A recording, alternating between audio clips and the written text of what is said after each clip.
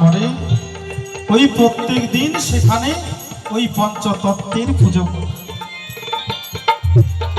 আর তার কাজ প্রত্যেক দিন সকালে পুজো দিয়ে প্রসাদ দিয়ে সঙ্গে সঙ্গেই চলে যাবে গ্রামে মাধ বিক্রি করার জন্য। অস্ত যাবার আগে ঘুরে ফিরে এসে যা পায় সেটা প্রসাদ রন্ধন করার পরে ওই পঞ্চতত্ত্বের সেখানে ভোগ দিয়ে ওই ভোগ ভক্ত সমাজে বিতরণ করে। এই বিতরণ করতে করতে কোনোদিন সে নিজেও একটু প্রসাদ পায়, কোনোদিনে পায় না, সেদিন অনাহারেই থেকে যায়। করতে করতে 12 বৎসর পর হঠাৎ লোকনাথ গোস্বামীর মনে পড়ে যে কতদিন হয়েছে আমার করা নরোত্তম গোসাই সেজে ওই বঙ্গদেশে ফিরে গিয়ে ভক্ত সমাজে হয়তো হরিনাম বিতরণ করছে, তাই আমি আজ ছুটে যাই আমার এই নরোত্তম গোসাইকে দেখতে। শোনো শোনো বন্ধু, তোমায় বলে যাই, যাহা কিছু জিজ্ঞাসা করেছ তুমি আমি বলিব সভায়।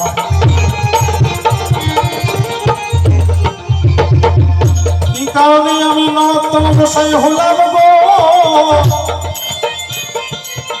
ও বন্ধু বলে যে তোমার নরোত্তম গোসাই নাম হয়েছে আমার গুরুদেব লোকনাথ গোস্বামী হয়। প্রথমবারের প্রথম প্রশ্ন কথায় মেটে গেল। এবার দ্বিতীয় প্রশ্নের উত্তর, কেন পোকা পড়েছিল আমি বলিলাম যে ভালো।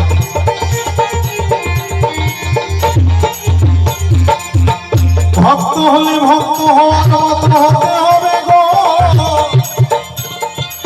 প্রিয় বন্ধু তোমারে জানাই কি কারণে আমার মস্তকের মধ্যে পোকা পড়েছিল আমি বলিলাম সভায়।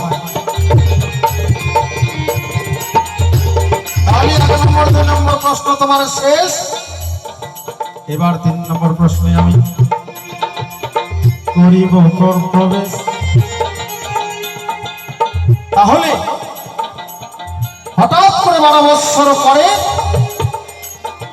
লোকনাথ গোস্বামী যখনই ওই খেতুর গ্রামে এসে পড়ে, আসার পরে জিজ্ঞাসা করছে সবাই, যোগ তোমরা জানো, তোমরা কি বলতে পারো এখানে বৃন্দাবন থেকে এক নরোত্তম গোসাই এসেছে, তাকে কি তোমরা চেনো, সে কোথায় আছে বলতে পারো? বলে হ্যাঁ ঠাকুর, ওই যে নদীর পারে বটবৃক্ষ গাছ রয়, ওই গাছের গোড়ায় তিনি লতা পাতা দিয়ে মন্দির নির্মাণ করে ওই রাধা গোবিন্দের পুজো করে আর প্রসাদ রন্ধন করে ভক্ত সমাজে বিতরণ করে। কোনোদিন প্রসাদ পায়, কোনোদিন নিজে অনাহারেই থেকে যায়, একটু তুলসীর পত্র আর একটু জল খেয়ে সে দিবারাত্রি কাটায়। আর সেই জায়গায় দাঁড়িয়ে দেখতে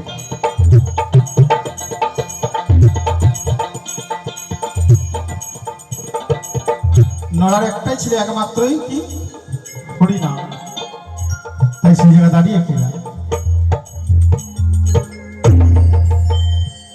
ওই আমি হরিনামে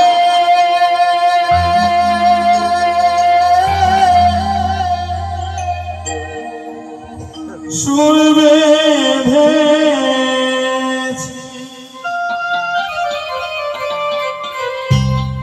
এই জীবন বিনা একতারে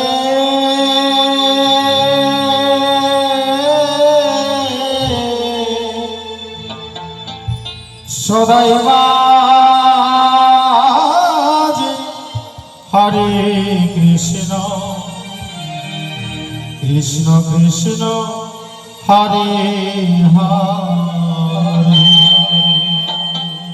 সদাই বাজে হরে কৃষ্ণ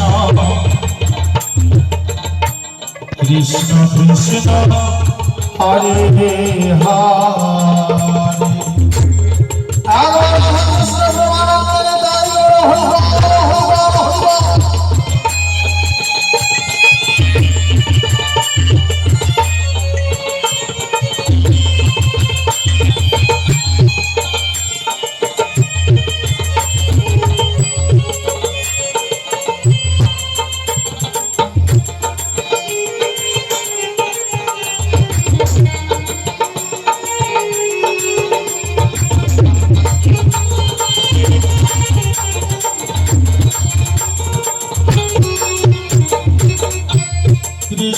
প্রেমে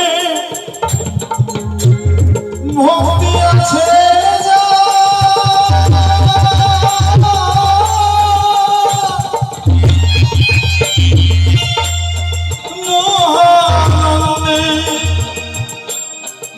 এই ভব সিন্ধু হয় যে পারা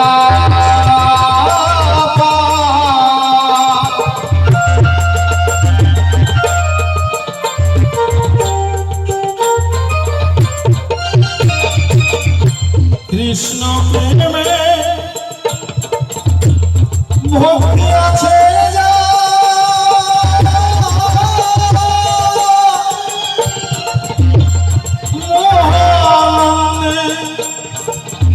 এই ভব সিন্ধু হয় যে তারা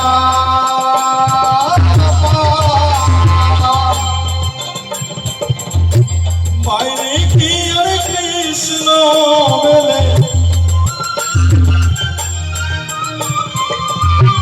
বাইরে কি আর কৃষ্ণ বেলে কৃষ্ণ আছে অন্তরে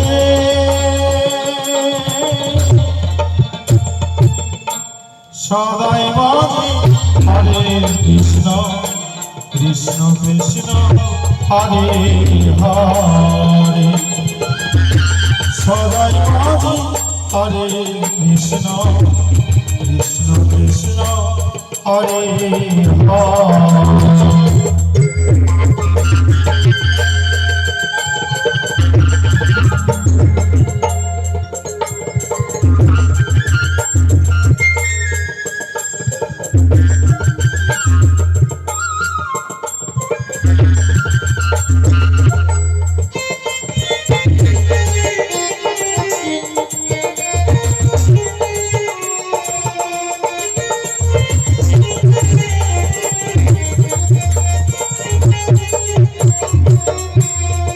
নামে আছে অমৃত সুধা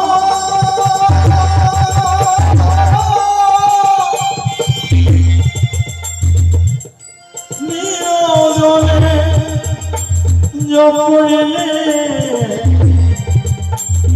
মিটে যে ক্ষুধা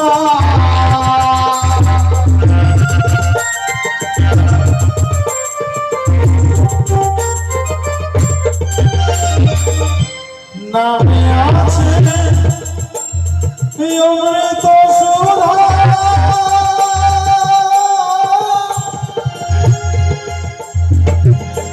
নিয়োজনে জপলে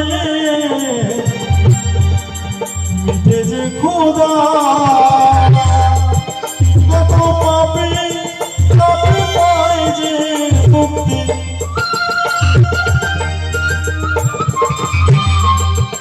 কত পাপী পাপী পায় যে মুক্তি প্রমাণ আছে সংসারে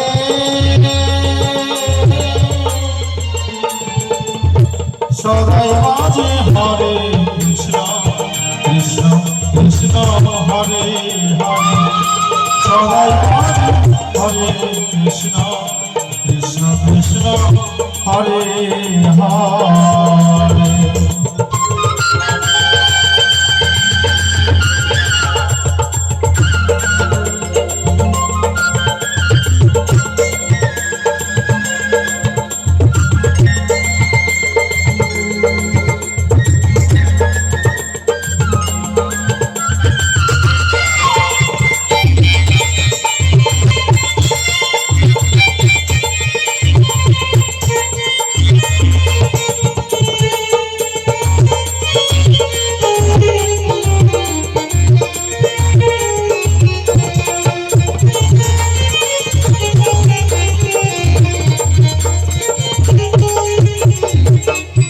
লোকনাথ গোস্বামী নড়ার ওই কুঠিরের সামনে গিয়ে ডেকে ডেকে বলছে, নড়া নড়া রে, একবার বেরিয়ে আয়, আমি কে এসেছি।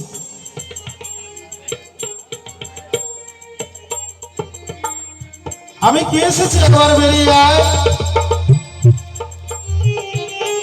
কিন্তু নরা তো সেই কুঠিরে নেই, কন্দে ভিক্ষার ঝুলি নিয়ে গ্রামে গ্রামে ভিক্ষা করছে। ভিক্ষা করার পরে এই বেলা অস্ত যাবার আগে হরিনাম করতে করতে কুঠিরে ফিরছে। প্রতি মুহূর্তে হা কৃষ্ণ গোবিন্দ বলে নরা এই জীবনটাকে হরিণ নামে উৎসর্গ করে দিয়েছে তাই। কিন্তু একদিকে লোকনাথ গোস্বামী দেখে দেখে অস্থির হয়ে পড়েছে, বলছে নরা বেরিয়ে আয়। আমি তোর সামনে কি এসেছি, দরজার সামনে কি এসেছি, আয় বেরিয়ে আয়, নরা বেরিয়ে আয়। কিন্তু নরা তো নেই। ওই কুঠির থেকে 5টি সন্তান বেরিয়ে আসে, ছোট্ট ছোট্ট সন্তান। 5টি সন্তান বেরিয়ে এসে ওই লোকনাথ গোস্বামীকে জিজ্ঞাসা করে, কে গো তুমি? তুমি কে গো? ওই 5টি সন্তান জিজ্ঞাসা করছে। লোকনাথ গোস্বামী বলছে, আমি নরোত্তম গোসাইয়ের গুরুদেব হই। বলে, ও তুমি আমাদের বাবার গুরুদেব হবে? তুমি আমাদের বাবার গুরুদেব হও, তাহলে তো তুমি আমাদের দাদুগুরু। সঙ্গে সঙ্গে লোকনাথের হাত ধরে ওই 5টি সন্তান বড় যত্ন করে কুঠিরের মধ্যে বসিয়ে রাখ। বলছে, দাদুগুরু তুমি একটু বসো, আমরা তোমার জন্য একটু প্রসাদের আয়োজন করি। ওই 5টি সন্তান বলছে, তুমি একটু বিশ্রাম নাও, অনেক দূর থেকে এসেছো তাই না, তাই তোমার জন্য আমরা সেবার আয়োজন করি। ওই 5টি সন্তান কেউ গাছ থেকে খড়ি পাচ্ছে, কেউ তরকারি কাটছে, কেউ উনুনে জাল দিচ্ছে, কেউ গঙ্গা থেকে জল নিয়ে এসে ওই রান্নার পরিপাটি সব করছে। রান্না হওয়ার পরে ওই লোকনাথ গোস্বামীকে ডেকে ডেকে বলছে, দাদুগুরু এবার তুমি ওঠো, তোমার জন্য সেবার আয়োজন করেছি। সঙ্গে সঙ্গে লোকনাথ গোস্বামী এসে সেবার জন্য যখনই বসেছে, বসার সঙ্গে সঙ্গে তাকে সেবার সমস্ত কিছু প্রসাদ দিয়ে সাষ্টাঙ্গে তাকে প্রণাম করে বলছে, দাদুগুরু এবার তুমি সেবা করো। লোকনাথ গোস্বামীকে সেবা দেবার পরে তারাও সেবা নিয়ে সঙ্গে সঙ্গে সেবা নেবার পরে বলছে, দাদুগুরু বাবা তো নেই, এবার তুমি একটু বিশ্রাম করো। সঙ্গে সঙ্গে সে বিশ্রামে গেল। ওই 5টি সন্তানও একদিকে বিশ্রামে রয়ে গেল। অস্ত যাওয়ার কালে ওই নরোত্তম গোসাই এসেছে দরজার। যখনই তার ওই দরজার সামনে আসে, বলছে, কি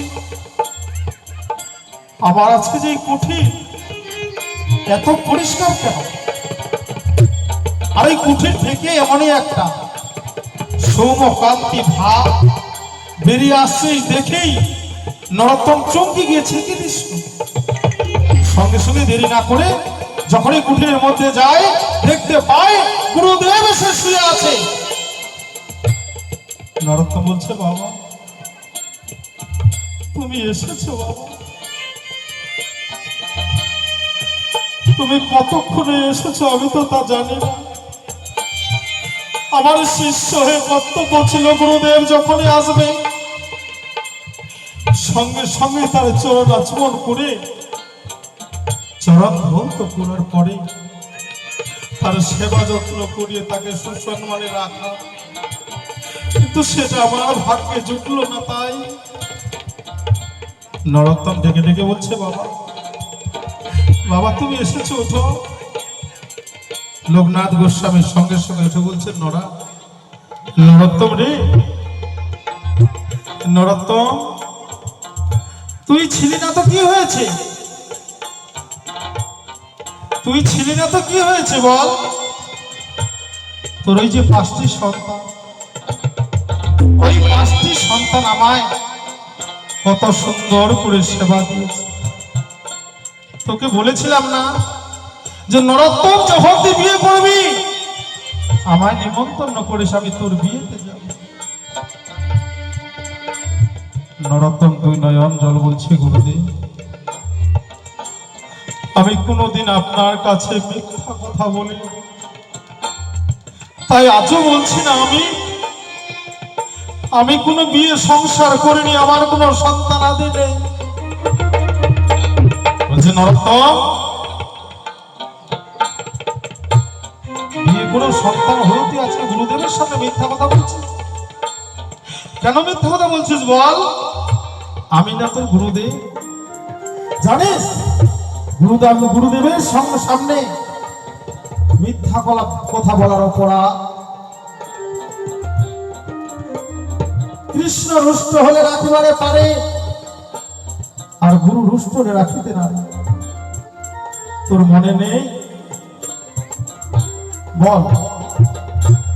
বলছে গুরুদেব সত্যি করে বলছি আমি কোনোদিন সংসার করিনি, আমার কোনো সন্তান নেই। বলে সন্তান নেই? বলে বিশ্বাস করো গুরুদেব আমার কোনো সন্তান নেই। সঙ্গে সঙ্গেই নরোত্তম ওই যে মন্দিরে পঞ্চতত্ত্বের পুজো দিত, ওই গুরুদেবকে বলে সঙ্গে সঙ্গে মন্দিরের সামনে গিয়ে দাঁড়িয়ে বলছে, দয়া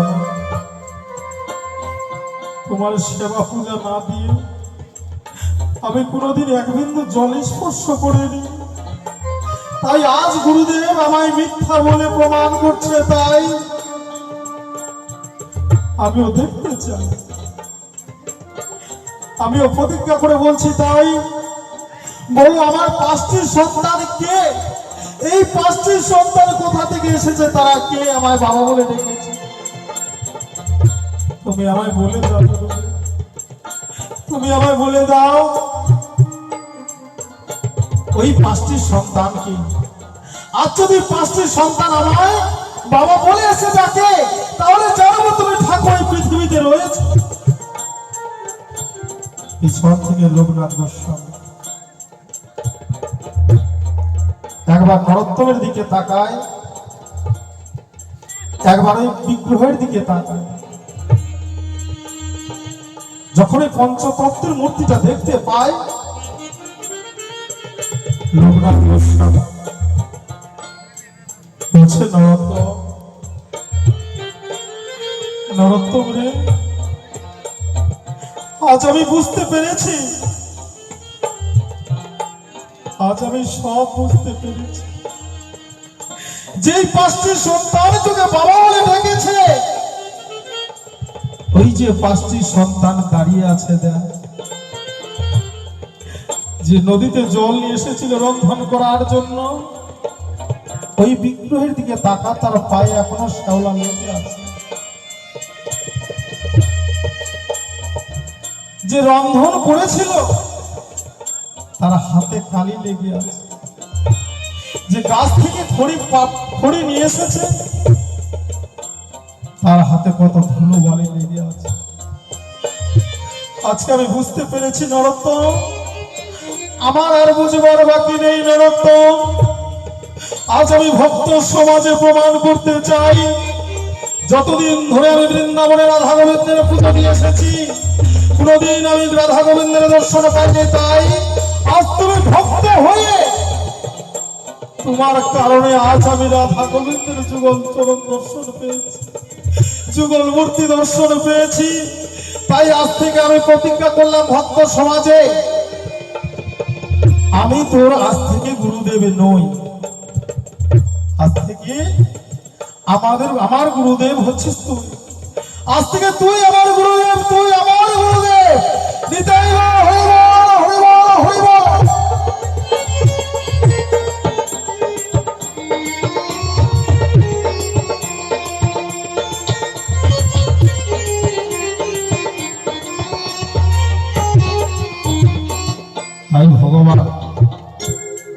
একটা ভক্তকে প্রাধান্য দিই। ভক্তির কারণে আজ রাধা গোবিন্দের যুগল চরণ দর্শন পেয়েছে। তাই ভক্তাদের ভগবান। সরাসরি বন্ধু তোমারই জানাই 3 নম্বর প্রশ্নের উত্তরে দিলাম ধর্ম সভায়।